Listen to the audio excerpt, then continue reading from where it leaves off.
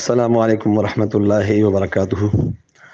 امید دې تاسو ټول په خیر او عافیت سره راته تاسو ته موږ ټول ته دا دنیا او دنیا د ټول مؤمنانو د ټول مسلمانانو مسلمانانو سره حق او غیر مسلمان ته خدای پاک هدایت ورکړي. قرآن شریف کې ارشاد مبارک ته اعوذ بالله من الشیطان الرجیم بسم الله الرحمن الرحیم کل المؤمنین یغضوا من ابصارهم. اے پیغمبر صلی الله علیه و آله وسلم تاسو د مسلمانانو ته وایي مؤمنانو ته چې د خپل نظرونه لاندې ساتي. وکل المؤمنات یغضضن من ابصارهن سورۃ نور اتلسمه سپاره کې او د مؤمناتو خود ته وایي چې د خپل نگاهونه خپل نظرونه لاندې وساتي.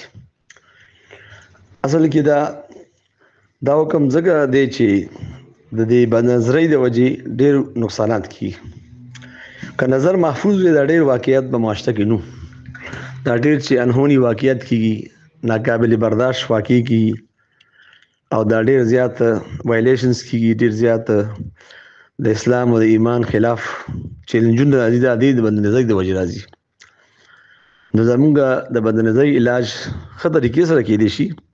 د دې ډېرې فایدې هم دي. یو د سړي حافظه صحیح شي او یو چې کوم دی سړی پاکبازي د خپل نظر کې د اوچت سړی ښکاري ته د خپل نظر نه پروزي نه او د باندې معاشي اعتمادي او د ټولو خلکو په ښه اعتمادي چې نظر کې بدامني راشي او نظر چې کوم دی نو بد نظري راشي. د دې کې بیا نه سړی خپله پامن کي نه بل پامن کي. د دې علاج دا دی سړی لکه دا ضرورو پر ټیسټ کوي لاندې دی ګوري او یکدم د مقابله کوي نو ان شاء الله یو هفته کې دنه به هر څه ټیک شي. لکه دې په ځان باندې دا پابندي ولګي چې یو نظر ما چاته وکتل نو زه به لکه مثال په طور 100 ځله به درود شریف یا 2 ځله به سورت اخلاص په دې جرمانه ولګي. کما به خیالي کې وکتل خو بیا که قصدن مې وکتل زه به 50 ځله درود شریف 30 ځله به درود شریف دا ځان باندې یو سوچ کې راولي نو بیا به ان شاء الله وروړي کنه جی. او دا ځان سره لیکي چې ما چې کوم دی نو 2 ځله دا بې احتیاطي شو 3 ځله بې احتیاطي شو نو بیا شپې ودې کېږي نو بیا چې کوم دی د شماري نو بیا د هغې مغفرت غواړي د هغې لپاره چې کوم دی بخښنه د تعالی غواړي او توبه دې وباسي چې بیا به نه کوم انشاءالله. دا چې یو څو ورځو کې به انشاءالله دا ختم شي. او دوی نه دې سره د الله تعالی دعا غواړي درود شریف مخکې وروسته دی وایي چې الله ما دې نه بچ کړي او دې د غلط کار وایي چې دې د غلط کار وایي دې نه مې نفرت پیدا شي او دا دې وایي چې الله ما هم بچ کړي او ټول خلک بچ کړي.